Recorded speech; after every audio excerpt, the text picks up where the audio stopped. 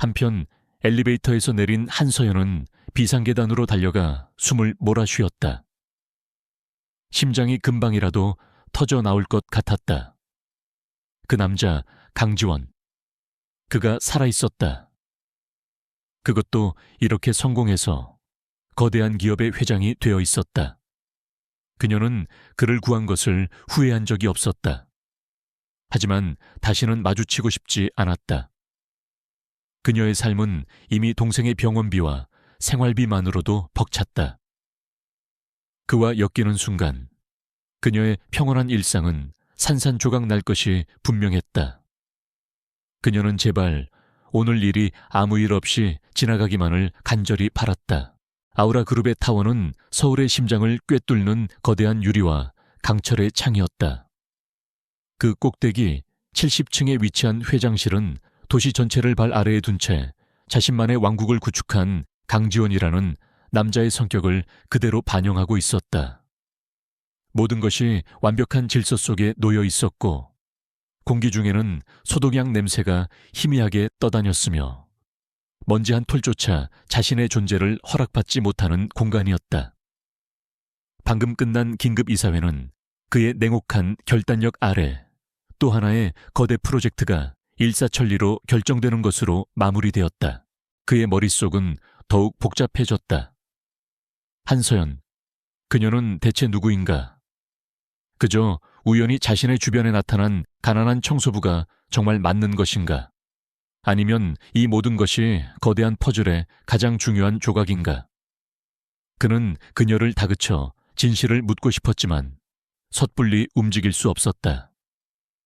만약 그녀가 사건과 관련이 있다면 섣부른 행동은 배후에 있는 진짜 범인에게 경고 신호를 보내는 꼴이 될 수 있었다. 그는 인내심을 갖고 더 확실한 증거를 기다리기로 했다. 임원들은 마치 사형 선고를 피한 죄수처럼 안도의 한숨을 내쉬며 그의 집무실을 빠져나갔다. 강지원은 미동도 없이 거대한 통유리 앞에 서서 무감정한 시선으로 도시의 스카이라인을 응시했다. 그의 잘생긴 얼굴에는 어떤 감정도 드러나지 않았지만 그의 내면은 언제나처럼 수많은 계산과 전략으로 들끓고 있었다. 3년 전에 그 끔찍한 사건 이후 그는 누구도 심지어 자기 자신조차 완전히 믿지 못하게 되었다. 그의 결벽증은 그 사건의 후유증처럼 더욱 심해져 타인과의 모든 물리적 접촉을 병적으로 회피하게 만들었다. 한편 강지원의 움직임은 즉시 최민준의 귀에도 들어갔다. 그는 회사와 본가 곳곳에 자신의 신복을 심어두고 있었다. 강지원이 3년 전 사건을 다시 파헤치고 있다는 보고를 받은 최민준의 얼굴은 싸늘하게 굳었다. 그는 자신의 사무실에서 비밀스러운 통화를 했다. 그 일에 관여했던 놈들 입단속 단단히 시켜. 특히 그때 돈 받고 구조팀 행세했던 놈 쥐도 새도 모르게 처리해. 강지원이 뭔가 눈치챈 것 같아. 싹을 잘라버려야 해. 그의 목소리에는 초조함과 잔인함이 묻어났다. 그는 개인 비서인 박 실장에게 눈짓을 보냈다.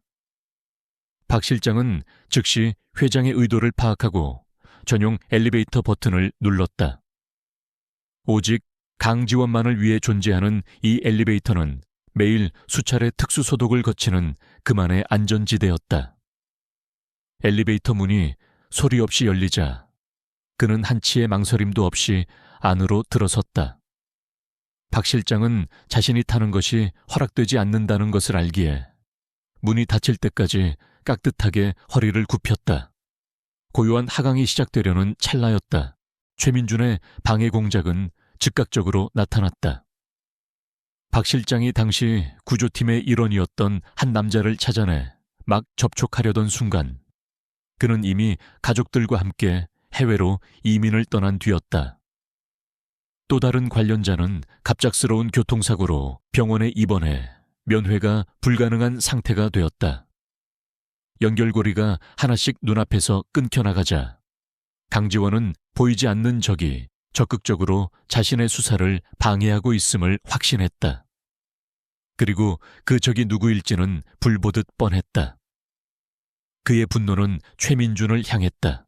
갑자기 거의 닫히려던 엘리베이터 문 사이로 청소용 카트의 바퀴 하나가 불쑥 끼어들었다. 덜컹거리는 소음과 함께 카트에 실려있던 물통이 기울어지며 흙탕물이 바닥으로 쏟아졌다. 강지원의 눈썹이 꿈틀거렸다. 그의 완벽하게 통제된 세계에 침입한 불결한 이물질에 대한 본능적인 혐오감이 치밀어 올랐다. 그의 미간에 깊은 주름이 새겨졌고 온몸의 근육이 경직되었다. 숨이 가빠오기 시작했다. 또다시 그 발작이 시작되려는 참이었다. 한서연은 그런 강지원의 변화를 가장 가까이에서 지켜보고 있었다. 그는 눈에 띄게 수척해졌고 서재에서 밤을 새우는 날이 많아졌다. 가끔 마주칠 때면 그는 무언가에 홀린 사람처럼 뚫어질 듯 그녀를 쳐다보곤 했다. 그 시선이 너무나 날카롭고 복잡해서 서연은 자신도 모르게 시선을 피하게 되었다. 그녀는 그가 무엇 때문에 저렇게 고통스러워하는지 알 수 없었지만 왠지 모르게 마음이 쓰였다.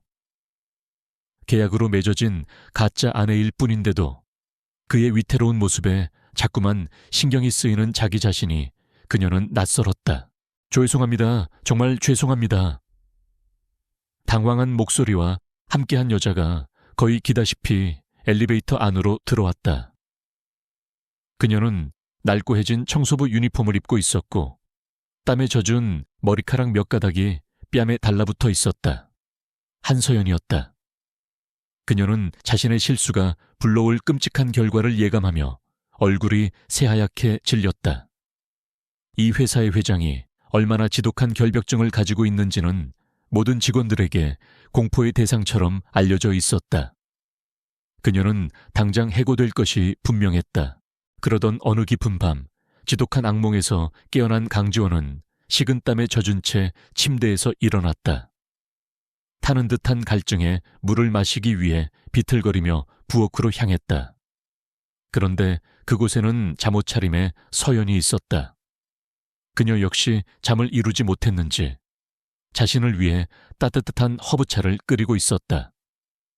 희미한 달빛과 조명 아래 그녀의 모습은 어딘가 비현실적으로 보였다. 꿈과 현실의 경계에 서 있던 강지원은 몽롱한 의식 속에서 자신도 모르게 입을 열었다. 그의 목소리는 잠에 잠겨 거칠었다. 그 숲에 있었던 게 당신이었나? 서연의 손에 들려있던 찻잔이 위태롭게 흔들렸다. 하지만 그녀는 그 자리에 얼어붙어 있지 않았다. 그녀는 즉시 몸을 움직여 카트에서 마른 걸레와 소독용 스프레이를 꺼내 들었다. 그녀의 움직임은 당황한 기색과 달리 놀라울 정도로 침착하고 신속했다. 그녀는 강지원의 값비싼 구두에 흙탕물이 튀지 않도록 조심스럽게 무릎을 꿇고 바닥을 닦기 시작했다. 그녀는 감히 고개를 들어 그의 얼굴을 쳐다볼 엄두도 내지 못했다. 그저 이 끔찍한 상황을 최대한 빨리 수습해야 한다는 생각뿐이었다. 강지원의 몽롱한 질문은 부엌의 고요한 공기를 칼날처럼 갈랐다. 한서연의 심장이 바닥으로 곤두박질 쳤다. 올 것이 왔구나.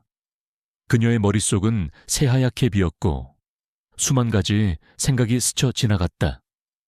사실대로 말해야 할까? 아니, 그럴 수는 없다. 진실이 밝혀지는 순간 이 위태로운 계약관계는 물론이고 동생의 치료까지 모든 것이 끝장날지도 모른다. 그녀는 필사적으로 평정을 가장하며 고개를 저었다. 강지원은 숨을 참고 그녀의 행동을 지켜보았다. 보통 사람이라면 그의 앞에서 벌벌 떨며 어쩔 줄 몰라 했을 것이다. 하지만 이 여자는 달랐다. 그녀는 두려워하는 것이 분명했지만 그녀의 손놀림에는 군더더기가 없었다. 마치 오랫동안 훈련받은 전문가처럼 그녀는 오염된 구역을 정확히 파악하고 가장 효율적인 방식으로 오염을 제거하고 있었다. 그녀가 뿌린 소독제에서는 인공적인 화학약품 냄새 대신 은은한 허브 향이 났다. 그 냄새는 이상하게도 그의 신경을 자극하지 않았다. 후회장님, 무슨 말씀이신지. 숲이라니요? 아마 악몽을 꾸신 모양입니다. 요즘 많이 피곤해 보이시던데. 그녀의 목소리는 애써 태연했지만 미세하게 떨리고 있었다.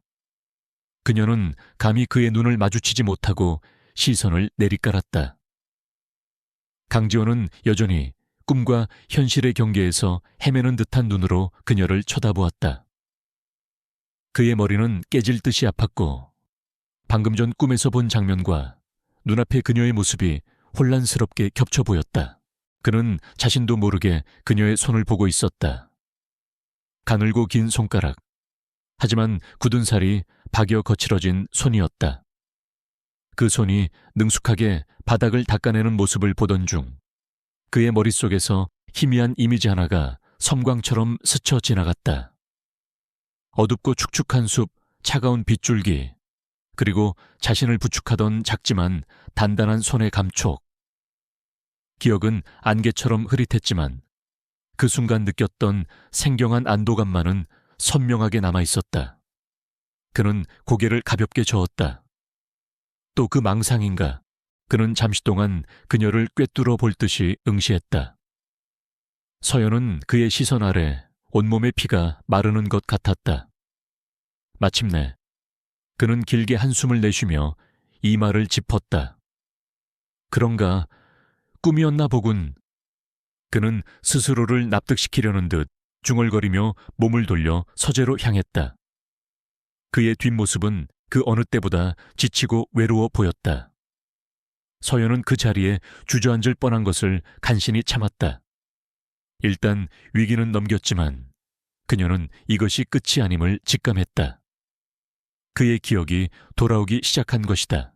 한서연은 마지막 한 방울까지 깨끗하게 닦아낸 후 마른 걸레로 물기를 완벽하게 제거했다. 엘리베이터 바닥은 원래의 광택을 되찾았고 잠시 전의 소라는 마치 없었던 일처럼 느껴졌다. 그녀는 조심스럽게 일어나 뒤로 물러서며 깊이 고개를 숙였다. 정말 죄송합니다, 회장님. 다시는 이런 일이 없도록 주의하겠습니다. 그녀의 목소리는 작게 떨리고 있었지만 발음은 명확했다. 그녀는 여전히 그의 얼굴을 보지 않았다. 그날 이후 서연은 깊은 불안감에 휩싸였다. 그는 언젠가 모든 것을 기억해낼 것이다. 그가 진실을 알게 되면 자신을 어떻게 생각할까? 자신을 속였다고 분노할까? 아니면 그녀는 더 이상 생각하고 싶지 않았다.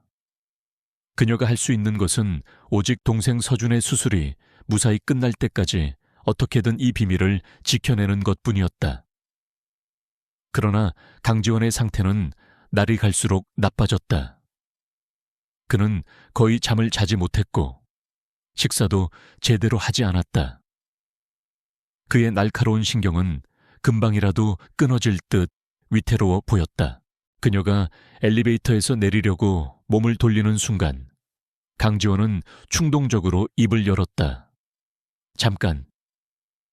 그의 목소리는 평소처럼 차가웠지만 그 자신도 의식하지 못한 미세한 호기심이 섞여 있었다. 한서연의 어깨가 흠칫 굳었다. 끝났구나. 그녀는 생각했다. 그녀는 천천히 몸을 돌렸지만 여전히 시선은 바닥에 고정한 채였다. 그녀의 심장이 미친 듯이 뛰기 시작했다. 제발 나를 알아보지 못하게 해줘. 그의 고통스러운 모습을 지켜보던 서연은 더 이상 외면할 수 없었다.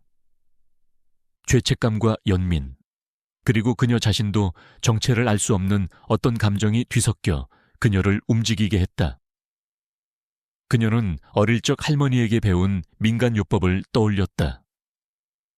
마음을 안정시키고 깊은 잠을 잘 수 있게 도와주는 특별한 약초차. 필요한 약재들은 대부분 저택의 온실에 있었지만 가장 중요한 한 가지, 깊은 산속에서만 자라는 야생 들국화가 없었다. 그녀는 박 실장에게 부탁해 수소문한 끝에 강원도 청정 지역에서 자생하는 들국화를 구할 수 있었다. 강지원은 그녀를 빤히 쳐다보았다. 수수한 외모, 화장기 없는 얼굴, 그리고 무언가로부터 필사적으로 자신을 감추려는 듯한 태도. 이상했다. 그는 평소라면 불쾌감에 즉시 그녀를 시야에서 치워버리라고 명령했을 것이다. 하지만 지금 그는 그러고 싶지 않았다. 오히려 그녀에게서 눈을 뗄 수가 없었다. 고개 들어. 그의 명령에 서연은 망설였다. 하지만 회장의 명령을 거부할 수는 없었다. 그녀는 천천히, 아주 천천히 고개를 들었다. 그날 밤 강지원은 어김없이 서재에서 홀로 싸우고 있었다. 3년 전 사건의 조각들은 손에 잡힐 듯 하면서도 계속해서 그를 비웃으며 흩어졌다. 지독한 두통에 그는 관자놀이를 강하게 누르며 눈을 감았다. 그때 조심스러운 노크 소리와 함께 서연이 쟁반을 들고 안으로 들어왔다. 나가시오. 혼자 있고 싶으니. 그의 목소리는 퉁명스러웠다. 하지만 서연은 물러서지 않았다. 그녀는 조용히 그의 책상 위에 김이 모락모락 피어오르는 찻잔을 내려놓았다. 두 사람의 시선이 허공에서 마주쳤다. 강지원의 눈이 미세하게 커졌다. 특별할 것 없는 평범한 얼굴이었지만 그 눈은 달랐다. 깊고 고요한 호수처럼 그 안에는 두려움과 함께 강한 의지가 담겨 있었다. 그리고 그 눈빛, 그는 분명 어디선가 본 적이 있었다. 정신을 잃기 직전 자신을 내려다보던 그 절박하고도 흔들림 없는 눈빛. 머리가 아파왔다. 그는 다시 미간을 찌푸렸다. 이름이 뭐지? 잠깐만 시간을 내주세요. 마음을 안정시키는 데 도움이 되는 차입니다. 그녀의 차분한 목소리에 강지원은 마지못해 눈을 떴다. 그는 짜증스럽게 찻잔을 밀어내려 했다. 하지만 그 순간 그의 코끝에 와닿는 향기가 그의 모든 동작을 멈추게 했다. 아주 옅지만 맑고 어딘가 슬픈 느낌을 주는 들꽃의 향기. 그것은 너무나도 낯익은 향기였다. 그의 악몽 속에서 그를 고통으로부터 구원해 주었던 바로 그 향기였다. 그는 홀린 듯이 찻잔을 들어 올렸다. 한 서연입니다. 그녀의 목소리는 간신히 새어나왔다. 그를 다시 마주하는 순간 3년 전의 기억이 파도처럼 밀려왔다. 피투성이가 된 채 쓰러져 있던 남자, 희미하게 꺼져가던 그의 숨결, 그리고 그를 살리기 위해 안간힘을 썼던 하룻밤. 그가 살아있다는 사실에 안도하면서도 동시에 그가 자신을 기억해낼지도 모른다는 공포가 그녀를 짓눌렀다. 그녀는 가난하고 평범한 삶에 만족했다. 더 이상의 복잡한 일에 얽히고 싶지 않았다. 찻잔에서 피어오르는 따뜻한 증기가 그의 얼굴을 감쌌다. 그는 천천히 차를 한 모금 마셨다. 쌉쌀하면서도 그윽한 맛이 혀를 감돌고 향긋한 들꽃 향이 그의 온몸으로 퍼져나가는 것 같았다. 그리고 바로 그 순간 그의 머릿속을 지배하던 두꺼운 안개가 한순간에 걷히기 시작했다. 굳게 닫혀있던 기억의 수문이 거대한 폭포수처럼 터져나왔다. 모든 것이 선명하게 되살아났다. 강지원은 한서연이라는 이름을 입안에서 굴려보았다. 낯선 이름이었다. 그는 자신의 기억력을 의심하지 않았다. 한 번 본 얼굴이나 이름은 절대 잊지 않았다. 그렇다면 이 기묘한 익숙함은 대체 무엇이란 말인가? 그는 더 이상 질문하지 않았다. 대신 그는 엘리베이터 문 열림 버튼을 눌렀다. 나가봐. 그의 목소리는 다시 원래의 냉정함을 되찾았다. 서연은 마치 사면이라도 받은 것처럼 황급히 허리를 숙여 인사하고는 카트를 끌고 서둘러 엘리베이터에서 내렸다. 비에 젖은 숲, 최민준의 비웃음, 그리고 목덜미에 느껴지던 차가운 주삿바늘의 감촉. 그는 버려졌다. 죽어가고 있었다. 꺼져가는 의식 속에서 그는 모든 것을 포기했다. 그때였다. 한 소녀가 나타났다. 흑투성이 얼굴, 해진 옷차림. 하지만 그 눈빛만은 폭풍우 속 등대처럼 강렬하게 빛나고 있었다. 그녀는 작은 몸으로 거구인 자신을 끌고 낡은 오두막으로 향했다. 그녀는 자신의 찢어진 옷으로 그의 상처를 닦아주었고 쓴 약초를 찧어 발라주었다. 바로 이 들꽃 향이 나는 약초였다. 그는 고열에 시달리며 그녀의 얼굴을 보았다. 한서연. 3년 전보다 앳된 모습이었지만 틀림없는 한서연이었다. 그는 그녀의 손바닥에 있던 흉터도 기억해냈다. 그녀가 새벽녘에 마을로 도움을 청하러 떠나며 속삭였던 말도 잊지 않았다. 조금만 참아요.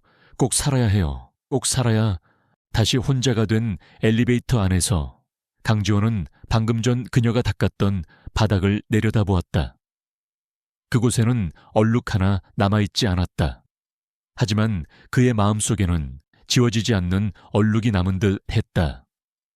한서연. 그는 그 이름을 다시 한번 되뇌었다. 그리고는 인터컴 버튼을 눌러 박 실장을 호출했다. 박 실장, 방금 내 엘리베이터에 들어왔던 청소 직원에 대한 모든 자료 10분 안에 내 책상 위로 가져와. 그의 지시는 짧고 단호했다. 기억의 폭풍이 멎었을 때 강지원은 현실로 돌아왔다. 그는 여전히 서재에 앉아 있었고 손에는 온기가 식은 찻잔을 들고 있었다. 그의 눈앞에는 걱정스러운 얼굴로 자신을 바라보는 한서연이 서 있었다. 모든 퍼즐 조각이 맞춰졌다.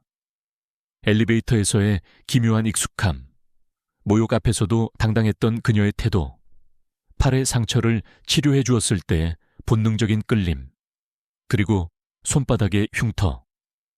그녀는 그저 가난한 청소부가 아니었다. 그녀는 자신의 생명의 은인이었다. 그녀는 아직 알지 못했다.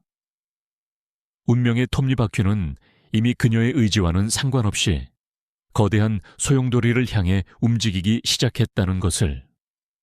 강지원의 집무실 책상 위에 놓인 그녀의 이력서는 단순한 정보 뭉치가 아니었다. 그것은 과거와 현재를 잇고 두 사람의 삶을 송두리째 뒤흔들게 될 거대한 사건의 서막이었다.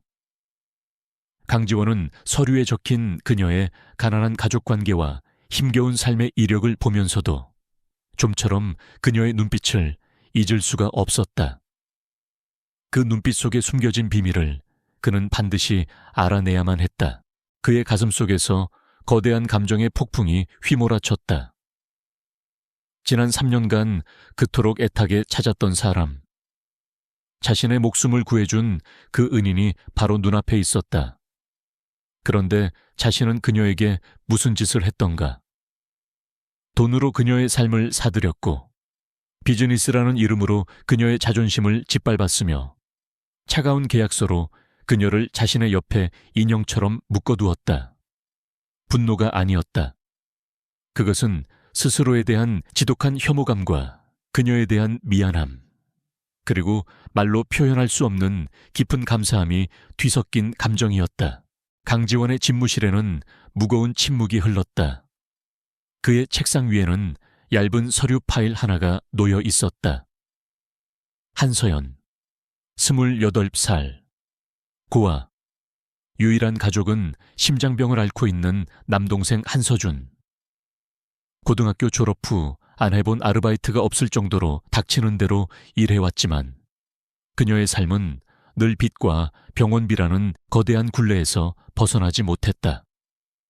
서류에 적힌 글자들은 건조했지만 그 행간에서는 지독한 가난의 냄새와 필사적인 생존의 몸부림이 느껴졌다. 그는 천천히 자리에서 일어났다. 그의 눈빛은 더 이상 혼란스럽지 않았다. 그 안에는 오직 한서연이라는 여자만이 가득 담겨 있었다. 그가 한 걸음씩 다가오자 서연은 뒷걸음질 쳤다. 그의 눈빛이 너무나 강렬해서 그녀는 겁이 났다. 당신이었군. 그의 목소리는 감정에 겨워 심하게 잠겨 있었다. 그것은 질문이 아닌 확인이었다. 그 모든 시간 동안 당신이었어. 그는 마침내 그녀의 앞에 멈춰 섰다. 그리고는 떨리는 손을 들어 그녀의 뺨을 부드럽게 감쌌다. 그의 손길에 서연의 세상이 멈췄다. 그녀의 눈동자가 세차게 흔들렸다. 이제 더 이상 숨을 곳은 없었다. 강지원은 서류에서 눈을 떼고 다시 통유리 밖을 내다보았다. 어제 엘리베이터에서 마주쳤던 그녀의 눈빛이 떠올랐다. 두려움에 떨면서도 결코 부서지지 않을 것 같던 그 단단한 눈빛. 서류에 적힌 그녀의 고단한 삶과 그 눈빛은 어딘가 어울리지 않았다. 그는 수많은 사람을 만나봤고 사람을 꿰뚫어 보는 데는 자신이 있었다. 하지만 한서연이라는 여자는 그에게 풀리지 않는 수수께끼처럼 다가왔다. 그의 이성은 이 모든 것이 우연의 일치일 뿐이라고 말했지만 3년 전의 기억과 얽힌 그의 본능은 계속해서 경고 신호를 보내고 있었다. 강지원의 부드러운 손길 아래 한서연이 오랫동안 쌓아왔던 방어벽은 속절없이 무너져 내렸다. 그의 눈빛에 담긴 것은 분노나 책망이 아니었다. 그것은 미안함과 애틋함, 그리고 너무나도 오랜 시간을 돌아온 안도감이었다. 결국 그녀의 눈에서 뜨거운 눈물이 쏟아져 내렸다. 그녀는 흐느끼며 모든 것을 털어놓았다. 3년 전 그날 밤의 일, 그를 구하고 나서 신분을 숨겨야만 했던 두려움. 그리고 다시 만났을 때 그를 모른 척 해야 했던 고통까지. 그때 집무실 문을 노크하는 소리가 들렸다. 박 실장이 굳은 얼굴로 들어와 보고했다. 회장님, 강만철 명예회장님께서 와 계십니다. 강지원의 표정이 순간 차갑게 굳었다. 할아버지, 강만철. 아우라그룹의 창업주의자, 여전히 마쿠에서 절대적인 영향력을 행사하는 인물. 그가 직접 자신을 찾아왔다는 것은 결코 좋은 신호가 아니었다. 아니나 다를까, 그의 등장은 하나의 목적을 가지고 있었다. 바로 태양그룹과의 정략 결혼 문제였다. 강지원은 아무 말 없이 그녀의 고백을 끝까지 들었다. 그녀의 이야기가 끝났을 때 그는 조용히 그녀를 자신의 품으로 끌어당겼다. 서연은 그의 단단한 가슴에 얼굴을 묻고 목 놓아 울었다. 그의 심장 박동이 그녀의 귓가에 고스란히 전해져 왔다. 지독한 결벽증을 가진 그가 지금 땀과 눈물로 범벅이 된 그녀를 아무런 거리낌 없이 안고 있었다. 그의 품은 그녀가 상상했던 것보다 훨씬 더 따뜻하고 안전했다. 지난 세월의 모든 아픔과 외로움이 그 품 안에서 녹아내리는 것 같았다. 지원아, 언제까지 미룰 셈이냐. 태양그룹 최 회장이 벌써 몇 번이나 사람을 보냈다. 응접실 소파에 깊숙이 몸을 묻은 강만철 명예회장은 지팡이로 바닥을 가볍게 두드리며 말했다. 그의 목소리는 나이와 달리 여전히 힘이 넘쳤다. 강지원은 맞은편에 앉아 아무 말 없이 찻잔을 들었다. 그는 할아버지의 성급함을 잘 알고 있었다. 그리고 그 성급함 뒤에 숨겨진 탐욕 또한 잘 알고 있었다. 태양그룹은 최근 바이오 산업에 진출하며 아우라그룹의 새로운 경쟁자로 떠오르고 있었다. 두 사람의 관계는 그날 밤을 기점으로 완전히 달라졌다. 강지원은 더 이상 그녀를 계약 파트너로 대하지 않았다. 그는 서투르지만 진심 어린 방식으로 그녀에게 다가가기 시작했다. 그는 그녀를 위해 직접 아침 식사를 준비했고 그녀가 좋아하는 들꽃을 온실에 가득 채웠으며 밤늦게까지 서재에 틀어박혀 있는 대신 그녀와 함께 시간을 보내려 노력했다. 서연 역시 조금씩 마음의 문을 열고 그를 받아들였다. 두 사람 사이에는 어색하지만 달콤한 기류가 흐르기 시작했다. 결혼은 제 인생의 중대사입니다. 비즈니스처럼 결정할 수 없습니다. 강지원은 낮은 목소리로 대답했다. 그의 목중대사, 내게는 회사보다 더 중대한 것이 있단 말이냐. 이 결혼은 두 회사의 미래가 걸린 일이다. 최 회장과의 약속을 깨기라도 하겠다는 거냐? 강만철의 목소리가 높아졌다. 강지원은 3년 전 사건의 배후에 태양그룹이 있을지도 모른다는 심증을 가지고 있었다. 그들과 사돈을 맺는 것은 호랑이 굴에 제 발로 들어가는 것과 다름없었다. 하지만 확실한 증거가 없는 이상 할아버지를 설득할 방법은 없었다. 그러나 그들의 평화는 오래가지 않았다. 최민주는 강지원과 한서연의 관계가 급격히 가까워진 것을 심상치 않게 지켜보고 있었다. 특히 강지원의 조사가 자신을 향해 점점 더 강력하게 조여오고 있음을 느끼자 그의 불안감은 극에 달했다. 그는 강지원이 모든 진실을 알게 되었다고, 그리고 한서연이 그 결정적인 증인 역할을 했다고 제멋대로 단정해버렸다. 이대로 가다가는 자신이 파멸하는 것은 시간 문제였다. 그는 더 이상 주저할 시간이 없다고 판단하고 마지막 극약 처방을 내리기로 결심했다. 강만철은 손녀뻘인 태양그룹의 막내딸 사진을 테이블 위로 밀었다. 이번 주말 양가 상견례 날짜를 잡았다. 더 이상의 톤은 달지 마라. 그것은 통보였다. 강지원은 사진을 쳐다보지도 않았다. 그의 머릿속은 복잡하게 돌아가기 시작했다. 피할 수는 없다면 판을 깨부수는 수밖에 없다. 기존의 질서를 무너뜨릴 가장 확실하고 충격적인 방법. 그의 시선이 무심코 책상 위에 놓인 한서연의 파일을 향했다. 그리고 그 순간 그의 머릿속에서 번개처럼 하나의 대담한 계획이 스쳐 지나갔다. 최민주는 치밀하고 잔인한 덫을 놓기 시작했다. 그는 먼저 서연의 가장 약한 고리인 동생 서준을 이용하기로 했다. 그는 병원 내부자를 매수해 서준의 상태가 갑자기 위독해졌다는 거짓 정보를 서연에게 전달하도록 지시했다. 급한 수술을 위해 강원도에 위치한 전문 요양병원으로 이송했다는 말을 덧붙이는 것도 잊지 않았다.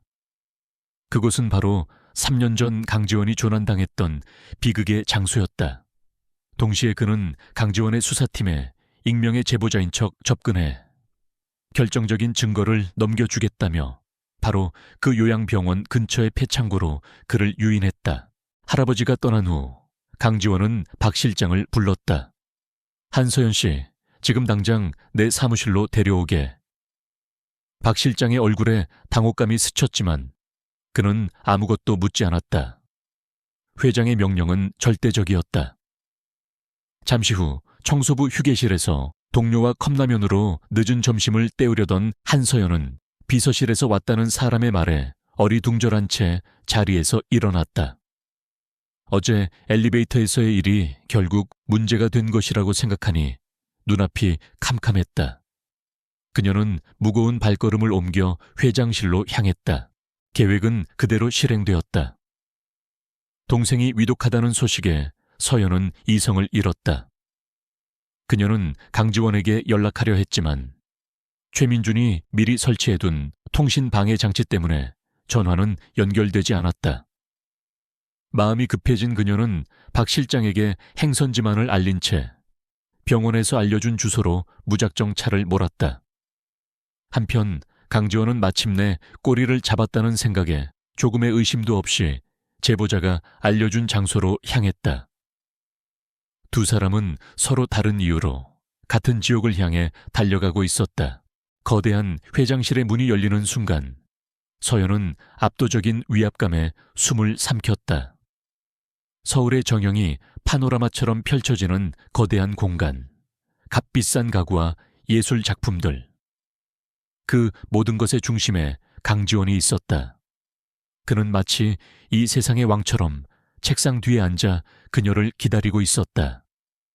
서연은 자기도 모르게 주눅이 들어 고개를 숙였다. 부르셨습니까, 회장님? 그녀의 목소리는 기어 들어갈 듯 작았다. 서연이 외딴 상기를 따라 차를 몰고 있을 때였다.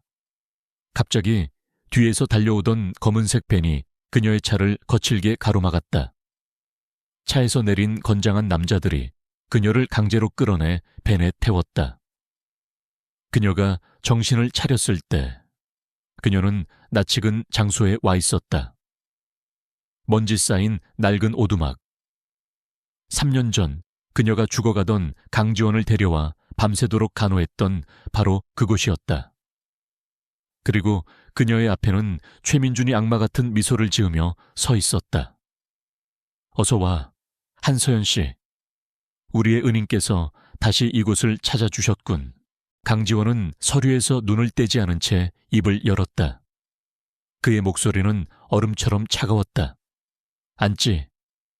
서연은 망설이다가 그의 책상 앞 의자에 조심스럽게 걸터 앉았다. 그는 잠시 동안 아무 말도 하지 않았다. 그 침묵은 서연의 심장을 더욱 조여왔다. 마침내 그가 고개를 들었고 그의 날카로운 시선이 그녀에게로 향했다. 결혼합시다, 한서연 씨. 얼마 지나지 않아 폐창고에 도착한 강지원은 텅 빈 공간과 불길한 침묵 속에서 무언가 잘못되었음을 직감했다. 그때 그의 휴대폰으로 메시지 한 통이 도착했다. 첨부된 사진 속에는 낡은 오두막에 결박된 채 겁에 질린 서연의 모습이 담겨 있었다. 그리고 이어진 최민준의 메시지. 내 여자를 살리고 싶으면 3년 전 내 놈이 기어 나왔던 그 오두막으로 혼자 와라. 강지원의 눈이 분노로 이글거렸다. 그것은 명백한 함정이었다. 하지만 그는 망설일 수 없었다. 서연은 자신의 귀를 의심했다. 네? 잘못 들었습니다만 그녀는 그가 자신을 조롱하고 있다고 생각했다. 하지만 그의 얼굴에는 농담의 기색이 전혀 없었다. 그는 책상 위에 있던 서류철 하나를 그녀 앞으로 밀었다. 표지에는 혼인 계약서라고 적혀 있었다. 이건 거래입니다. 나와 1년간 법적인 부부 관계를 유지해주는 조건으로 한서연 씨의 모든 빚을 갚아주고 동생의 수술비와 평생의 치료비를 전액 지원하겠습니다. 계약이 끝나면 위자료로 50억 원을 지급합니다. 강지원이 오두막에 도착했을 때 최민준은 서연의 목에 날카로운 칼을 겨누고 있었다. 왔구나, 강지원. 역시 내 놈은 그 계집을 위해 제 발로 죽으러 올 줄 알았지. 최민준은 광기에 찬 웃음을 터뜨렸다. 그는 승리를 확신한 도박사처럼 의기양양하게 자신의 죄를 모두 털어놓았다. 할아버지의 인정을 독차지하는 강지원에 대한 오랜 질투, 아우라 그룹을 차지하려는 탐욕 때문에 3년 전 그를 죽이려 했던 사실을 모두 자백했다. 서연은 완전히 넋이 나갔다. 빚, 동생의 수술비, 그리고 50억. 그녀가 평생 만져볼 수도 없는 돈이었다. 하지만 이 모든 것이 현실감이 없었다. 왜 저입니까? 그녀는 간신히 목소리를 뱉어냈다. 강지원은 의자의 등을 기댔다. 내게는 결혼을 피해야 할 이유가 있고 당신에게는 돈이 필요하니까. 이유는 그것뿐입니다. 우리는 서로에게 필요한 것을 제공하는 겁니다. 당신이 할 일은 그저 내 아내 역할을 연기하는 것뿐입니다. 감정은 필요 없습니다. 그런데 내 놈이 살아 돌아올 줄이야. 그것도 저런 미천한 계집의 도움으로. 그는 서연을 경멸적으로 쳐다보았다. 이제 모든 걸 제자리로 돌려놓을 시간이다. 너희 둘은 여기서 함께 사라지는 거야. 비운의 연인이 산속에서 불의의 사고를 당했다. 아주 그럴듯하지 않나. 그는 오두막 곳곳에 뿌려둔 휘발유통을 발로 찼다. 절체절명의 순간 서연은 강지원을 향해 소리쳤다. 그때 당신을 발견했을 때 당신은 거의 숨을 쉬지 않았어요. 하지만 난 당신 눈에서 살고 싶다는 의지를 봤어요. 그래서 포기할 수 없었어요. 그녀는 시간을 벌기 위해, 그리고 그에게 마지막 진실을 전하기 위해 필사적으로 그날 밤의 기억을 쏟아냈다. 그의 무미건조한 설명은 서연의 마지막 자존심을 건드렸다. 분노가 치밀어 올랐다. 이 남자는 돈으로 모든 것을 살 수 있다고 생각하는구나. 그녀는 자리에서 벌떡 일어났다. 못하겠습니다. 아무리 가난해도 제 인생을 팔 생각은 없습니다. 회장님께는 이게 그냥 거래일지 몰라도 저에게 결혼은 그런 게 아닙니다. 그녀의 목소리는 떨리고 있었지만 그 안에는 단호한 거절의 의지가 담겨 있었다. 그녀는 뒤도 돌아보지 않고 사무실을 나가려 했다. 서연의 절박한 고백은 강지원의 심장을 다시 한번 뒤흔들었다. 그는 자신을 지키려는 그녀의 용기에 가슴이 미어지는 것 같았다. 최민주는 두 사람의 모습에 역겨움을 느끼며 라이터를 꺼내 들었다. 감동적인 재회는 저 세상에서나 계속하시지. 그의 손에서 작은 불꽃이 피어올랐다. 이제 작별 인사를 할 시간이다. 그는 비릿한 미소를 지으며 불붙은 라이터를 바닥에 흥건한 휘발유를 향해 던졌다. 순간 오두막 전체가 거대한 화염에 휩싸였다. 한서준 군, 심장 이식 수술이 시급하다고 들었습니다. 등 뒤에서 들려온 그의 나지막한 목소리에 서연의 발걸음이 우뚝 멈췄다. 최고의 의사에게 수술을 받아도 성공률은 장담할 수 없지. 하지만 최고의 병원, 최고의 의료기술, 그리고 이식 순서를 앞당길 수 있는 기회가 있다면 이야기는 달라지겠죠. 내가 그 모든 것을 해줄 수 있습니다. 그의 말은 잔인했지만 틀린 말이 하나도 없었다. 그녀의 동생에게는 시간이 없었다. 불길이 치솟는 순간 강지원의 몸은 생각보다 먼저 움직였다. 그는 조금의 망설임도 없이 서연을 자신의 몸으로 감싸 안고 바닥을 굴렀다. 그의 등 위로 뜨거운 불티와 파편들이 쏟아졌지만 그는 아랑곳하지 않았다. 그의 머릿속은 오직 하나의 생각뿐이었다. 그녀를 살려야 한다. 이 지옥 같은 곳에서 그녀를 데리고 나가야 한다. 3년 전 그녀가 자신에게 그랬던 것처럼 서연은 천천히 돌아섰다. 그녀의 눈에는 눈물이 가득 고여 있었다. 그녀는 그를 노려보았다. 비겁하시군요. 강지원은 표정 하나 바꾸지 않고 그녀를 마주보았다. 이건 동정이나 자선이 아닙니다. 한서연 씨. 철저한 비즈니스입니다. 당신의 자존심이 동생의 목숨보다 중요합니까? 그의 마지막 질문은 비수처럼 그녀의 심장에 박혔다. 그렇다. 그녀의 자존심 따위가 뭐라고.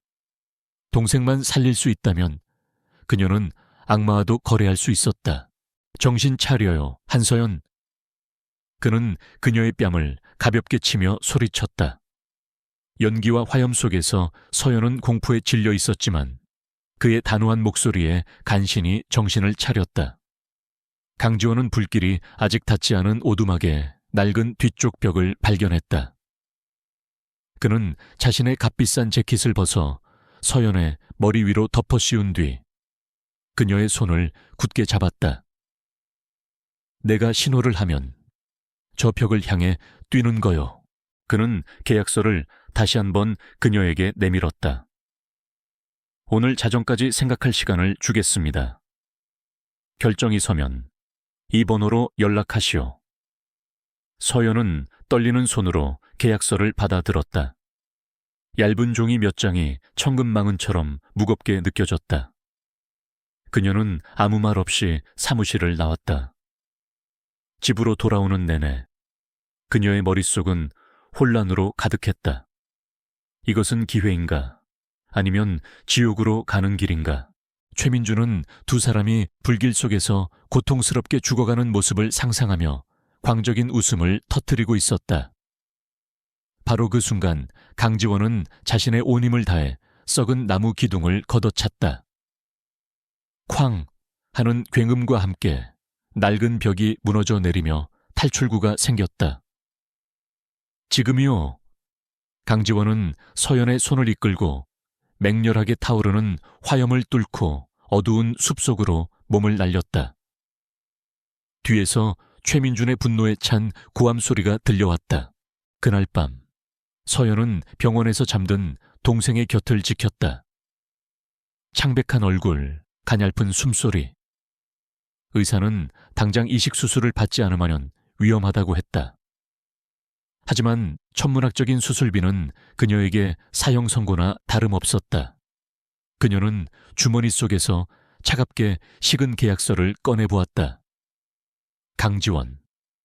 그 차가운 남자의 얼굴이 떠올랐다. 그녀는 그를 경멸했지만 동시에 그가 내민 유일한 동아줄을 외면할 수도 없었다. 눈물이 그녀의 뺨을 타고 흘러내렸다. 결국 그녀는 선택의 여지가 없었다. 동생을 위해서라면 그녀는 기꺼이 자신을 희생할 수 있었다. 자정이 되기 10분 전 그녀는 결심을 굳히고 휴대폰을 들었다. 두 사람은 어둠 속에서 필사적으로 달렸다. 하지만 이곳은 최민준이 미리 계획해둔 무대였다. 숲에 익숙하지 않은 그들은 곧 길을 잃고 헤맸다. 그때 서연이 강지원의 팔을 잡아 끌었다. 이쪽이에요. 이 근처에 마른 계곡이 있어요. 그곳으로 가면 몸을 숨길 수 있어요. 3년 전 그를 구하기 위해 이 숲을 헤맸던 기억이 그녀의 발걸음을 이끌고 있었다. 그녀의 지리적 감각은 이제 그들의 유일한 희망이었다. 한서연의 전화 한 통은 그녀의 삶을 하루아침에 송두리째 바꿔놓았다. 다음 날 아침, 동생 서준은 아우라그룹 소유의 VIP 병원 특실로 옮겨졌고 국내 최고의 심장 전문의가 그의 주치의로 배정되었다. 그녀의 모든 빚은 흔적도 없이 사라졌으며 그녀의 낡은 옥탑방에는 강지원이 보낸 변호사와 비서팀이 찾아와 일사천리로 일을 처리했다. 그녀는 그저 그들이 내미는 서류에 기계적으로 서명만 할 뿐이었다. 모든 것이 너무나 비현실적이어서 마치 긴 꿈을 꾸는 것 같았다. 한편 최민준은 이성을 잃은 맹수처럼 그들의 뒤를 쫓고 있었다. 그는 손에 들린 묵직한 소에 파이프를 휘두르며 저주를 퍼부었다. 거기 서라, 강지원. 오늘 여기서 끝장을 내주마. 그의 추격은 끈질겼지만 강지원의 얼굴에는 이상하게도 초조한 기색이 없었다. 오히려 그는 무언가를 기다리는 사람처럼 침착했다. 서연은 그의 그런 모습에 의아함을 느꼈다. 이 절체절명의 순간에 그는 대체 무엇을 믿고 있는 것일까? 오후가 되자 그녀는 최고급 살롱으로 이끌려갔다. 몇 시간 후 거울 앞에 선 사람은 더 이상 낡은 유니폼을 입은 청소부 한서연이 아니었다. 단정하게 정돈된 머리, 옅지만 기품 있는 화장, 그리고 그녀의 몸에 맞춘 듯 완벽하게 어울리는 심플한 디자인의 원피스. 그녀는 낯선 자신의 모습에 어색함을 느꼈다. 겉모습은 바뀌었지만 그녀의 눈빛에 담긴 불안과 혼란은 감출 수 없었다. 그녀는 이제 곧 강지원의 아내로서 그의 가족들을 만나러 가야 했다. 사실 강지원은 결코 무모하게 함정으로 걸어 들어온 것이 아니었다. 그는 최민준의 메시지를 받자마자 이것이 덧침을 직감했다. 그는 오두막으로 향하기 전 박 실장에게 은밀한 지시를 내렸다. 자신의 위치 추적 신호를 공유하고 정확히 30분 뒤에 자신이 보낼 신호에 맞춰 모든 팀원과 함께 주변을 포위하라고 명령했다. 또한 그의 만년필은 사실 초소형 녹음기였다. 최민준이 오두막에서 짓거린 모든 자백은 고스란히 녹음되고 있었다. 이것은 단순한 구출 작전이 아니라 범인을 잡기 위한 완벽한 방역 작전이었다. 강지원의 본가 성북동에 위치한 거대한 저택은 마치 중세시대의 성처럼 위압적인 분위기를 풍겼다. 잘 가꿔진 정원과 고가의 조각상들은 이곳이 평범한 사람들이 사는 세상과는 완전히 다른 곳임을 보여주었다. 서연은 차에서 내리며 저도 모르게 마른 침을 삼켰다. 강지원은 무표정한 얼굴로 그녀에게 팔을 내밀었다. 지금부터 당신은 내 아내요. 어떤 상황에서도 당당함을 잃지 마시오. 그의 목소리는 차가웠지만 그가 내민 팔은 이상하게도 든든하게 느껴졌다. 마침내 두 사람은 작은 공터에서 최민준에게 따라잡히고 말았다. 달빛 아래 증오로 번들거리는 그의 눈빛은 섬뜩했다. 이제 도망갈 곳은 없다. 그는 소의 파이프를 고쳐잡고 천천히 다가왔다. 강지원은 서연을 자신의 등 뒤로 숨기며 그와 맞섰다. 두 남자의 격투가 시작되었다. 최민준은 분노에 차 무작정 공격을 퍼부었지만 강지원은 단련된 움직임으로 그의 공격을 피하며 기회를 노렸다. 이것은 힘과 힘의 대결인 동시에 냉철한 이성과 불타는 광기의 대결이기도 했다. 저택 안으로 들어서자 집안일을 총괄하는 나이든 집사와 도열한 사용인들이 그들을 맞았다. 그들의 시선에는 노골적인 경멸과 호기심이 뒤섞여 있었다. 하루아침에 신데렐라가 된 청소부. 그들은 서연을 그렇게 보고 있었다. 서연은 시선을 어디에 둬야 할지 몰라 당황했지만 강지원의 단단한 팔에 의지하며 애써 태어난 척 허리를 꼿꼿이 세웠다. 그녀는 더 이상 물러설 곳이 없었다. 이것은 그녀가 선택한 길이었다. 싸움은 치열했다. 강지원은 최민준을 상대하며 조금씩 시간을 끌었다. 약속된 30분이 거의 다 되어가고 있었다. 하지만 최민준의 공격은 예상보다 거셌고 결국 강지원은 그의 공격을 피하다 발을 헛디뎌 넘어지고 말았다. 최민준은 승리를 확신하며 그의 위로 올라타 쇠 파이프를 높이 치켜들었다. 끝이다, 강지원. 서연은 비명을 질렀다. 바로 그 순간 강지원은 하늘을 향해 날카롭게 입을 모아 휘파람을 불었다. 그것이 바로 약속된 신호였다. 저녁 식사 시간, 거대한 식탁에는 강씨 일가의 주요 인물들이 모두 모여 있었다. 강만철 명예회장의 분노 어린 시선, 강지원의 부모님의 냉담한 표정, 그리고 다른 친척들의 수군거림. 그 모든 적대적인 분위기의 중심에 한서연이 있었다. 그녀는 마치 재판정에 선 죄수처럼 느껴졌다. 강지원은 태연하게 스테이크를 썰며 마치 이 모든 상황이 아무렇지도 않다는 듯 행동했다. 그의 그런 태도는 가족들의 분노를 더욱 부채질할 뿐이었다. 휘파람 소리가 숲의 정적을 깨는 순간 기적 같은 일이 벌어졌다.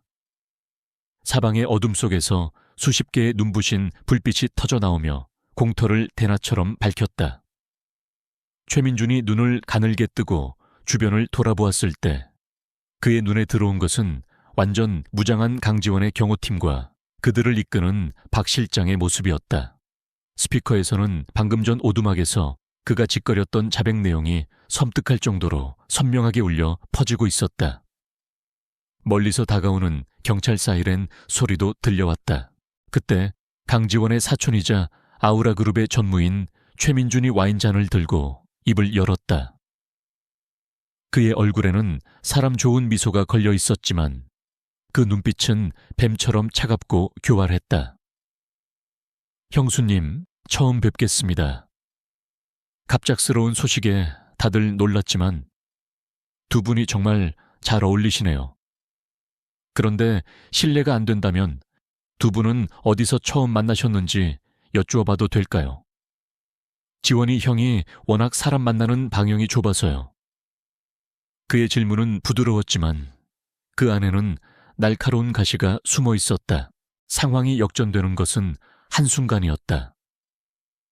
최민준의 얼굴에서 자신감이 사라지고 절망과 불신이 그 자리를 채웠다. 그는 자신이 완벽하게 강지원의 손바닥 위에서 놀아났다는 사실을 깨달았다. 잠시 후 현장에 도착한 경찰들이 그를 현행범으로 체포했다. 쇠고랑이 그의 손목에 채워지는 순간 길고 길었던 3년간의 악몽이 마침내 끝을 고했다. 식탁의 모든 시선이 서연에게로 쏠렸다. 서연은 순간 숨이 턱 막혔다. 강지원은 미리 언지를 주었다. 자신들의 첫 만남은 우연히 들른 갤러리에서였다고. 하지만 그녀는 거짓말에 소질이 없었다. 그녀가 머뭇거리는 사이 최민주는 한 걸음 더 파고들었다. 아, 제가 너무 무례한 질문을 했나 보군요. 그럼 혹시 형수님께서는 어떤 일을 하셨는지요? 지원이 형의 마음을 사로잡을 정도라면 분명 대단한 분이실 거라 생각합니다. 그는 대단한 분이라는 단어에 힘을 주며 말했다. 명백한 조롱이었다. 모든 소란이 끝난 후 강지원은 지친 몸을 이끌고 서연에게 다가갔다. 그는 다른 사람들의 시선은 아랑곳하지 않고 그녀를 자신의 품에 가득 안았다. 긴장이 풀리자 두 사람의 몸은 가늘게 떨리고 있었다. 이제 다 끝났어. 강지원은 그녀의 귓가에 속삭였다. 그의 목소리에는 안도감과 깊은 사랑이 담겨 있었다. 서연은 그의 품에 얼굴을 묻은 채 조용히 고개를 끄덕였다. 멀리서 타오르는 오두막의 불빛이 마치 그들의 지독했던 과거를 남김없이 불태워버리는 것 같았다. 두 사람은 경찰차의 경광등 불빛 속에서 한참 동안 서로를 부둥켜 안고 있었다. 서연은 두 손을 무릎 위에서 굳게 맞잡았다. 심장이 세차게 뛰었지만 그녀는 도망치지 않았다. 그녀는 천천히 고개를 들어 최민준을 똑바로 쳐다보았다. 그리고는 맑고 차분한 목소리로 입을 열었다.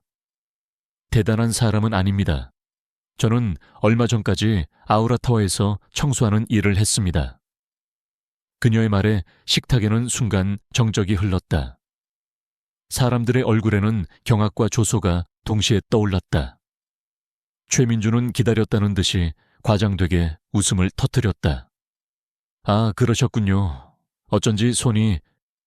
그는 서연의 손을 노골적으로 쳐다보며 말을 흐렸다. 최민준의 체포는 아우라그룹과 대한민국 상류사회를 뒤흔든 거대한 스캔들의 시작일 뿐이었다.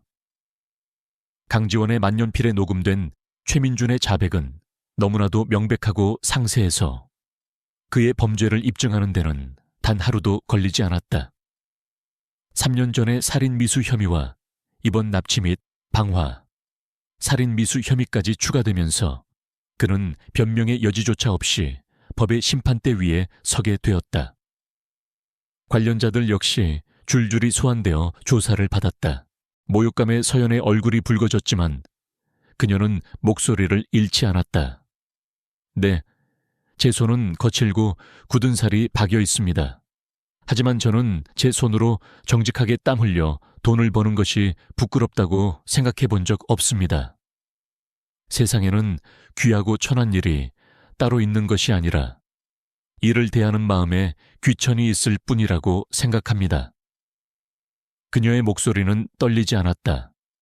그 안에는 가난했지만 결코 비굴하지 않게 살아온 그녀의 삶의 철학이 담겨 있었다. 다음 날 아침 모든 신문과 방송의 헤드라인은 아우라그룹의 이름으로 도배되었다. 왕자의 난, 그 추악한 진실. 생명의 은인과 결혼한 재벌 총수. 세상의 모든 이목이 강지원과 한서연에게 쏠렸다. 회사의 주가는 폭락했고 이사회는 긴급 소집되었다. 모두가 강지원이 이 위기를 어떻게 타개할 것인지 혹은 이대로 무너질 것인지 숨죽여 지켜보고 있었다. 최민준의 얼굴에서 미소가 사라졌다. 그는 그녀가 울거나 당황하며 강지원 뒤로 숨을 것이라 예상했다. 하지만 그녀의 대답은 그의 예상을 완전히 빗나갔다. 오히려 그의 속물근성을 정면으로 꾸짖는 듯했다. 강지원은 조용히 이 모든 상황을 지켜보고 있었다. 그는 서연의 대답에 놀라움을 감추지 못했다. 그는 그녀가 이렇게 강단 있는 여성일 줄은 미처 몰랐다. 그는 자신도 모르게 테이블 아래로 그녀의 손을 찾아 부드럽게 감싸 쥐었다. 갑작스러운 온기에 서연의 어깨가 살짝 떨렸다. 강지원은 숨지 않았다. 그는 정면 돌파를 선택했다. 그는 즉시 긴급 기자회견을 소집했다. 수백 명의 기자들이 몰려든 회견장. 터져나오는 플래시 세례 속에서 그는 조금의 흔들림도 없이 단상 위에 섰다. 그리고 그의 옆에는 이전과는 비교할 수 없을 정도로 당당하고 기품 있는 모습의 한서연이 함께 서 있었다. 그녀는 더 이상 그의 뒤에 숨지 않았다. 그녀는 그의 곁에서 그와 함께 폭풍을 맞서기로 결심했다. 강지원은 모두를 향해 나지막하지만 단호한 목소리로 말했다. 제 아내에 대한 무례한 언사는 용납하지 않겠습니다. 서연 씨는 제가 선택한 사람이고 이제부터 아우라 그룹의 안주인입니다. 모두 그에 합당한 예의를 갖춰주시기 바랍니다. 그의 말에는 누구도 거역할 수 없는 힘이 실려 있었다. 최민주는 분한 표정을 감추지 못하고 입을 다물었다. 살얼음 같던 저녁 식사는 그렇게 끝이 났다. 강지원은 담담한 목소리로 모든 진실을 밝혔다. 최민준의 범행 동기와 과정, 그리고 지난 3년간 자신이 겪어야 했던 고통까지, 그리고 그는 마침내 세상이 가장 궁금해하던 이야기, 바로 한서연에 대한 이야기를 시작했다. 여러분은 제 아내의 배경에 대해 많은 추측을 하고 있는 것으로 압니다. 오늘 이 자리에서 모든 것을 명확히 밝히겠습니다. 그는 서연을 향해 잠시 부드러운 시선을 보낸 뒤 다시 기자들을 향해 말했다. 그날 밤 저택에 거대한 부부 침실. 하지만 그곳에는 침대 2개가 멀찍이 떨어져 놓여 있었다. 서연은 어색한 침묵 속에서 오늘 있었던 일을 떠올렸다.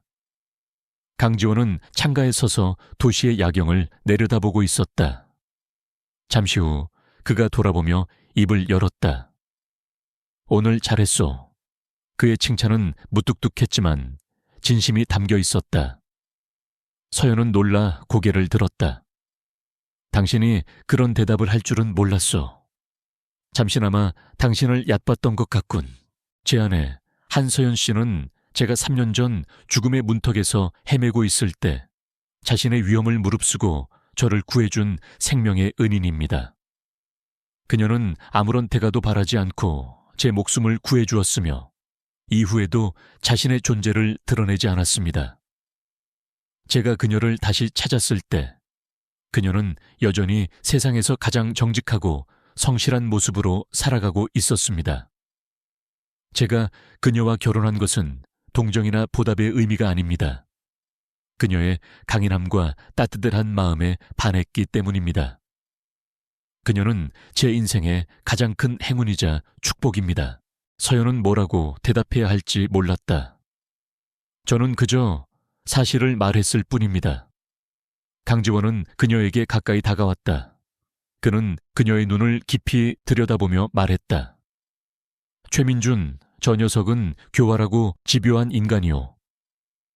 오늘처럼 계속해서 당신의 약점을 파고들려 할 거요.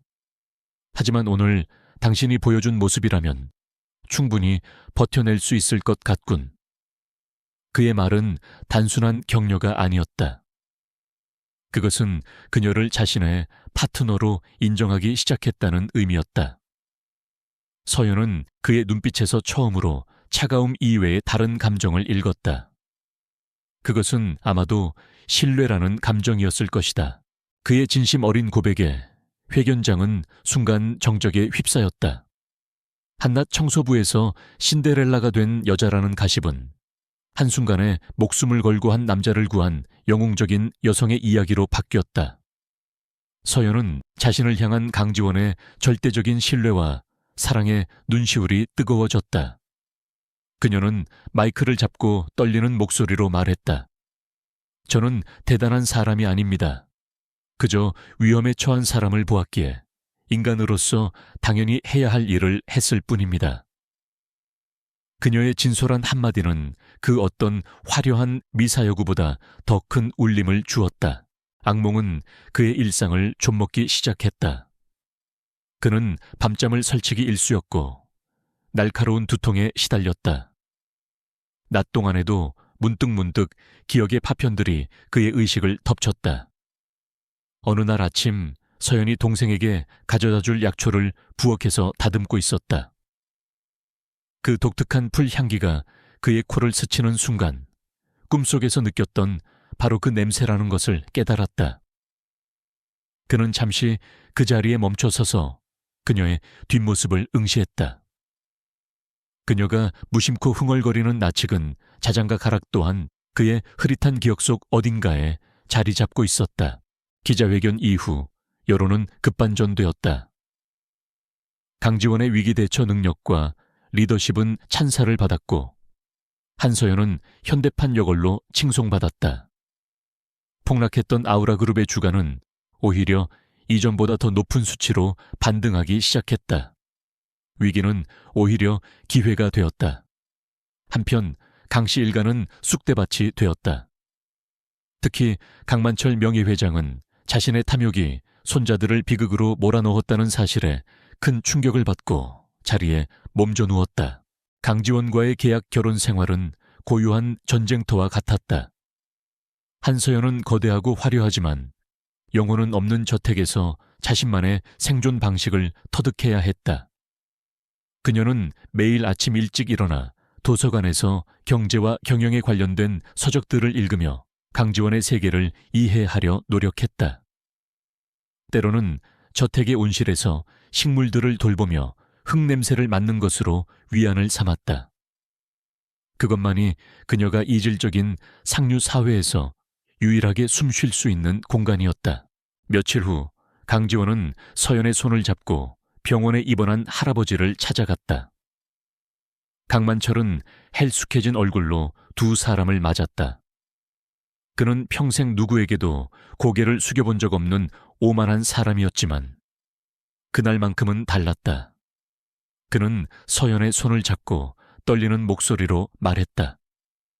내가 어리석었다, 아가. 네가 우리 가문의 진정한 은인이거늘. 이 늙은이의 허물을 용서해다오. 그의 눈에서 뒤늦은 후회의 눈물이 흘러내렸다. 서연은 따뜻한 미소로 그의 손을 맞잡아 주었다. 길고 길었던 가족 간의 갈등이 비로소 화해의 마침표를 찍는 순간이었다. 강지원은 그런 그녀를 멀리서 묵묵히 지켜보았다. 그는 계약 조건에 따라 그녀에게 최고의 의식주를 제공했지만 그 이상의 감정적 교류는 철저히 차단했다. 두 사람은 아침 식탁에서 신문을 사이에 두고 침묵으로 식사를 했고 공식적인 행사에서는 다정한 부부처럼 연기했으며 밤이 되면 각자의 방으로 돌아가 서로에게 굳게 빗장을 걸어 잠갔다. 하지만 그의 시선은 자신도 모르는 사이 점점 더 오랫동안 그녀의 뒷모습에 머물렀다.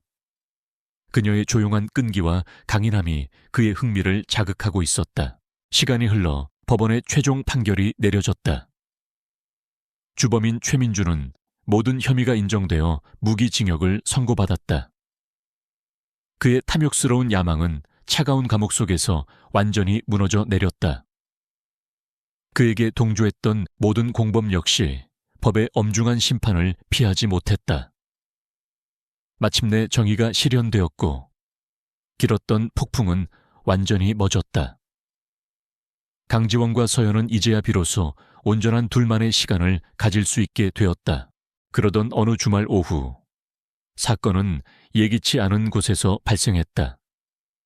서연은 온실에서 희귀한 푸른 장미를 돌보고 있었다. 강지원은 잠시 머리를 식히기 위해 온실을 찾았다가 장미가시에 찔리지 않으려 애쓰는 그녀의 모습을 보게 되었다. 그 순간 불안정하게 선반 끝에 놓여있던 무거운 테라코타 화분이 미세한 진동에 흔들리더니 그의 머리 위로 아슬아슬하게 기울기 시작했다.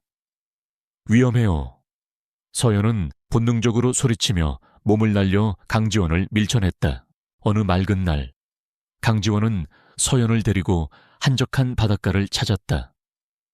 두 사람은 아무 말 없이 노을 지는 바다를 바라보며 모래사장을 걸었다. 지난 몇 달간의 시간들이 꿈처럼 스쳐 지나갔다. 강지원은 걸음을 멈추고 서연과 마주 섰다. 그는 품 안에서 낡은 종이 한 장을 꺼내 들었다. 그것은 바로 두 사람이 처음 만났던 날 썼던 혼인 계약서였다. 그는 서연이 보는 앞에서 그 계약서를 갈갈이 찢어 바람에 날려 보냈다. 강지원은 갑작스러운 힘에 밀려 옆으로 비틀거리며 넘어졌다. 그와 동시에 쨍그랑 하는 날카로운 파열음과 함께 화분이 바닥에 떨어져 산산조각이 났다. 만약 그녀가 아니었다면 그는 머리에 심각한 부상을 입었을지도 모른다. 그가 정신을 차리고 고개를 들었을 때 그의 눈에 들어온 것은 고통으로 얼굴을 찡그린 채 자신의 팔을 붙잡고 있는 서연의 모습이었다. 날카로운 파편 하나가 그녀의 팔뚝을 깊게 베었고 하얀 블라우스 소매 위로 붉은 피가 빠르게 번져나가고 있었다. 우리의 시작은 처음부터 잘못되었소. 그가 나지막이 말했다. 이 계약서는 당신에게도 내게도 너무나 큰 상처였어. 그는 그녀의 손을 부드럽게 잡았다. 그리고는 다른 쪽 주머니에서 작은 벨벳 상자를 꺼내 열었다. 그 안에는 화려하진 않지만 맑게 빛나는 다이아몬드 반지가 들어있었다. 이제 그 잘못된 시작을 바로잡고 싶소. 한서연 씨, 나의 생명의 은인이자 내가 사랑하는 유일한 사람. 나와 다시 한번 결혼해 주겠소. 이번엔 계약이 아닌 진심으로 말이오. 그의 눈빛은 그 어느 때보다 진지하고 간절했다. 서연의 눈에서 행복의 눈물이 방울져 떨어졌다. 그녀는 환하게 웃으며 고개를 끄덕였다. 그 광경을 보는 순간 강지원의 온몸이 얼어붙었다. 붉은 피. 그것은 그의 통제된 세계를 파괴하는 가장 끔찍한 오염원이었다. 심장이 미친 듯이 뛰고 숨이 가빠왔다. 머릿속에서는 당장 사람을 부르라는 이성적인 명령과 이 자리에서 도망치라는 본능적인 공포가 뒤엉켰다. 하지만 그의 발은 떨어지지 않았다. 자신을 구하기 위해 망설임 없이 몸을 던진 그녀. 고통을 참아내는 그녀의 창백한 얼굴이 그의 병적인 공포심보다 더 강하게 그의 발목을 붙잡았다. 서연의 고갯짓은 세상에서 가장 아름다운 긍정의 언어였다. 강지원은 조심스럽게 그녀의 네 번째 손가락에 반지를 끼워주었다. 차가운 금속의 감촉이 아닌 그의 마음이 고스란히 전해져 오는 듯한 따스함이었다. 그는 그녀의 손등에 가볍게 입을 맞추었다. 바닷바람이 두 사람의 머리칼을 부드럽게 흩날렸고 저물어가는 노을은 마치 그들의 새로운 시작을 축복하는 듯 세상을 온통 황금빛으로 물들이고 있었다. 더 이상 계약도 오해도 상처도 없었다. 오직 진실한 사랑만이 파도 소리처럼 그들의 곁을 맴돌았다. 그는 이를 악물었다. 평생을 지배해온 결벽증과의 사투에서 처음으로 그는 물러서지 않기로 결심했다. 그는 비틀거리며 일어나 서연에게 다가갔다. 괜찮소? 그의 목소리는 심하게 잠겨 있었다. 서연은 고개를 저으며 괜찮다고 말하려 했지만 팔에서 전해져 오는 통증에 신음소리만 흘러나왔다. 강지원은 더 이상 망설이지 않았다. 그는 그녀의 다치지 않은 팔을 붙잡아 일으켰다. 그의 손이 그녀의 피부에 직접 닿은 최초의 순간이었다. 서연은 상처의 고통보다 그의 갑작스러운 행동에 더 놀랐다. 그날 이후 강씨 저택의 풍경은 완전히 달라졌다. 이전에 차갑고 정적만 흐르던 공간은 이제 온기와 웃음소리로 채워지기 시작했다. 강지원은 더 이상 밤늦도록 서재에 틀어박혀 있지 않았다. 그는 서연과 함께 아침 식사를 준비하고 함께 정원을 가꾸었으며 저녁이 되면 나란히 소파에 앉아 책을 읽거나 영화를 보았다. 아주 평범한 일상이었지만 두 사람에게는 그 무엇과도 바꿀 수 없는 소중한 시간이었다. 그는 그녀를 부축해 온실 옆에 딸린 작은 세면실로 데려갔다. 그리고는 찬물을 틀어 그녀의 상처 위로 흘려보냈다. 피와 흙이 씻겨 내려가자 하얗게 벌어진 상처가 뚜렷하게 드러났다. 강지원은 수건을 적셔 상처 주변을 조심스럽게 닦아내기 시작했다. 그의 손은 미세하게 떨리고 있었고 입에는 식은땀이 송골송골 맺혔다. 하지만 그는 멈추지 않았다. 서연은 그런 그의 모습을 믿을 수 없다는 듯이 쳐다보았다. 지독한 결벽증으로 유명한 저 남자가 지금 맨손으로 자신의 피 묻은 상처를 닦아주고 있었다. 가장 놀라운 변화는 강지원에게서 나타났다. 서연의 사랑과 안정된 관계는 그의 마음속 깊이 자리 잡고 있던 상처와 트라우마를 부드럽게 치유해 주었다. 그의 지독했던 결벽증은 눈에 띄게 완화되었다. 그는 이제 서연과 손을 잡고 그녀가 만들어준 음식을 스스럼 없이 먹었으며 가끔은 일부러 흙을 만지며 장난을 치기도 했다. 타인과의 접촉을 병적으로 피하던 남자는 이제 사랑하는 사람의 온기를 통해 세상과 다시 연결되는 법을 배우고 있었다. 상처 주변을 닦던 그의 엄지손가락이 그녀의 손바닥 안쪽을 스쳤다. 그 순간 그의 손끝에 오래되어 희미해진 흉터의 감촉이 느껴졌다.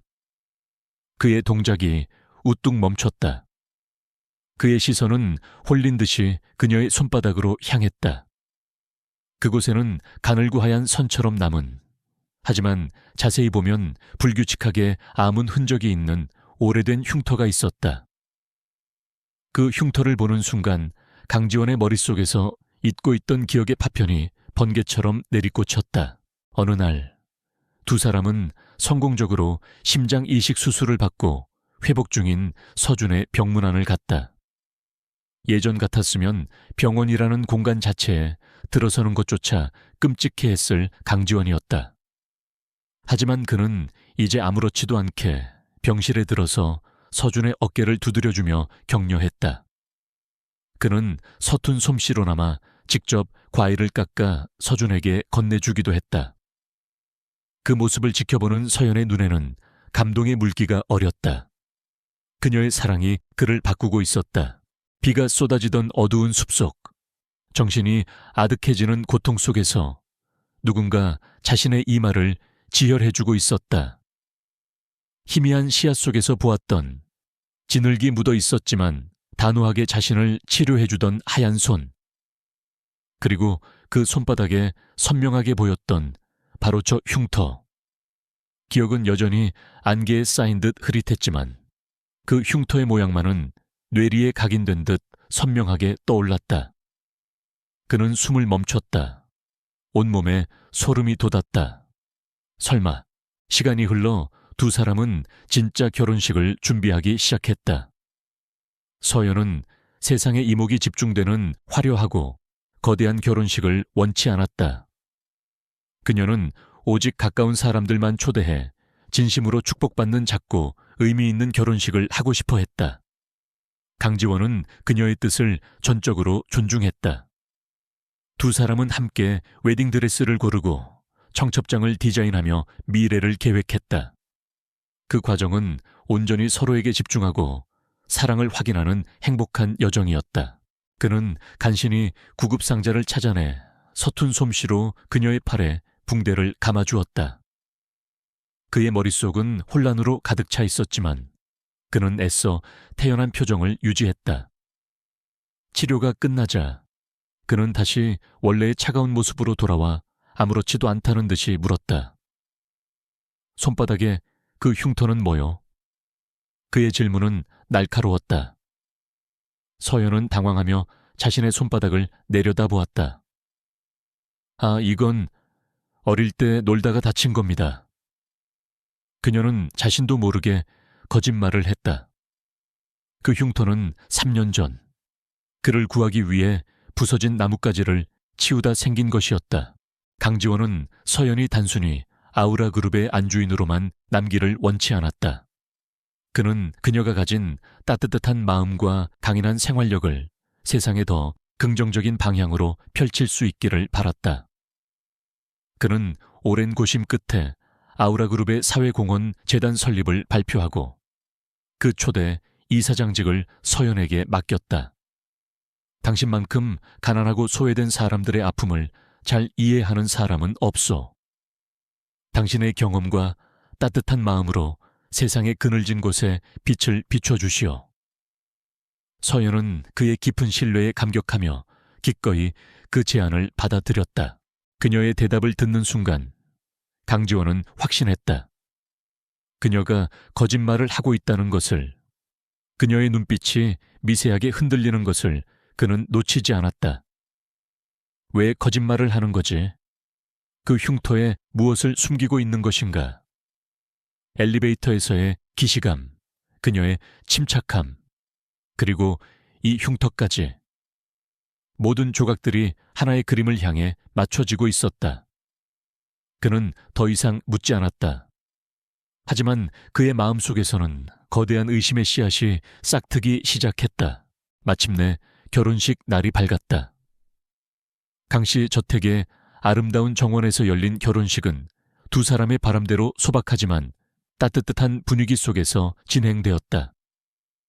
건강을 되찾은 강만철 명예회장이 환한 미소로 그들을 지켜보았고, 완전히 회복한 서준이 누나의 손을 잡고 식장으로 입장했다. 충직한 박 실장을 비롯한 소수의 하객들만이 그들의 앞날을 진심으로 축복해 주었다. 순백의 드레스를 입은 서연과 턱시도를 입은 강지원은 세상에서 가장 행복한 신랑 신부였다. 그날 밤 강지원은 자신의 서재에서 3년 전 사건 파일을 검토하고 있었다. 단순 실족에 의한 조난 사고. 경찰이 공식적으로 발표한 결론이었다. 하지만 그는 단 한순간도 그 말을 믿은 적이 없었다. 그는 자신의 한계를 아는 사람이었다. 그렇게 어이없게 조난을 당할 리가 없었다. 그는 박 실장에게 전화를 걸었다. 그의 목소리는 그 어느 때보다 차갑고 단호했다. 박 실장, 3년 전 내 사고 현장 주변의 모든 CCTV 기록, 통행 차량 기록을 다시 확보해. 그리고 당시 나를 최초로 발견했던 구조팀원들의 신상도 다시 파악해 보도록. 아무도 모르게 그림자처럼 움직여야 하네. 수화기를 내려놓은 그의 눈빛이 어둠 속에서 날카롭게 빛나고 있었다. 이제 진실을 밝혀낼 시간이었다. 그리고 그 진실의 중심에 한서연이 있었다. 서로를 마주보고 혼인 서약을 하는 순간 두 사람의 눈에는 지난 시간들이 주마등처럼 스쳐 지나갔다. 어두운 숲속에서의 첫 만남, 차가운 계약, 수많은 오해와 위기의 순간들, 그리고 마침내 서로의 진심을 확인하고 진짜 사랑을 시작하기까지. 강지원은 그녀의 손을 잡고 나지막이 속삭였다. 나의 세상이 되어줘서 고맙소. 평생 당신만을 사랑하고 당신을 지키겠소. 서연 역시 눈물을 글썽이며 대답했다. 제 삶에 나타나줘서 고마워요. 당신 곁에서 평생 함께 웃고 함께 울겠어요. 두 사람의 입맞춤과 함께 하객들의 뜨거운 박수갈채가 쏟아졌다. 강지원의 서재는 밤늦도록 불이 꺼지지 않았다. 그곳은 이제 아우라그룹의 미래 전략을 짜는 지휘본부가 아니라 3년 전에 잊힌 시간을 파헤치는 비밀수사 본부가 되어 있었다. 박 실장이 가져온 보고서는 그의 예상이 틀리지 않았음을 증명하고 있었다. 사고 당일 등산로 입구의 유일한 CCTV는 기기 고장으로 녹화되지 않았고, 그를 발견했다는 최초 구조팀의 진술은 약속이라도 한 듯이 모든 세부 사항이 동일했다. 마치 잘 짜인 각본을 읽는 것 같았다. 1년 후 아우라 재단은 한서연 이사장의 탁월한 운영 아래 국내 최고의 사회공헌 재단으로 자리 잡았다. 그녀는 자신의 과거 경험을 바탕으로 실질적이고 따뜻한 지원 정책을 펼쳐 많은 사람들에게 희망을 주었다. 강지원 회장 역시 안정된 리더십으로 아우라그룹을 성공적으로 이끌었으며 업계에서 가장 존경받는 경영인 중 한 사람이 되었다. 가장 결정적인 의문점은 그의 기억이 끊긴 시점과 구조팀이 그를 발견한 시점 사이에 거의 6시간에 달하는 공백이 존재한다는 것이었다. 보고서에는 그저 의식불명 상태로 발견됨이라고만 적혀 있을 뿐, 그 6시간 동안 그에게 무슨 일이 있었는지에 대한 기록은 어디에도 없었다. 누군가가 의도적으로 그 시간의 흔적을 지워버린 것이 분명했다. 그의 심장이 차갑게 식었다. 이것은 단순한 사고 은폐가 아니었다. 명백한 살인 미수였다. 어느 주말 오후, 두 사람은 처음 약혼 반지를 나누었던 그 바닷가를 다시 찾았다. 강지원은 더 이상 결벽증 환자가 아니었다. 그는 맨발로 모래사장을 거닐며 서연과 함께 물장구를 쳤다. 서연은 그의 품에 안겨 행복하게 웃고 있었다. 그녀는 더 이상 가난하고 외로운 청소부가 아니었다. 그녀는 한 남자의 아내이자 세상을 바꾸는 리더로서 당당하게 빛나고 있었다. 재벌 총수와 가난한 청소부의 만남. 세상은 그것을 신데렐라 스토리라 불렀지만 두 사람은 알고 있었다. 이것은 신분이나 배경을 뛰어넘어 한 인간의 선한 마음이 또 다른 인간의 상처를 치유하고 서로를 구원한 진정한 사랑 이야기라는 것을. 두 사람은 서로를 마주보며 미소 지었다. 그들의 눈앞에는 이제 따스한 햇살로 가득한 미래만이 펼쳐져 있었다. 조사를 시작한 이후로 강지원에게는 지독한 악몽이 찾아왔다. 꿈속에서 그는 끝없는 어둠 속을 헤맸다. 차가운 비가 온몸을 적시고 누군가에게 질질 끌려가는 굴욕적인 감각이 생생하게 느껴졌다. 피 냄새와 흙 냄새가 뒤섞인 공기 속에서 그는 필사적으로 저항하려 했지만 몸은 납덩이처럼 무거웠다. 그리고 그 절망의 순간 어디선가 희미한 온기가 다가왔다. 누군가가 그의 상처를 닦아주고 쓴맛이 나는 프리플 찌어 발라주었다. 누구지? 그는 필사적으로 그 얼굴을 보려 했지만 보이는 것은 어둠 속에서도 형형하게 빛나던 단호한 눈빛뿐이었다.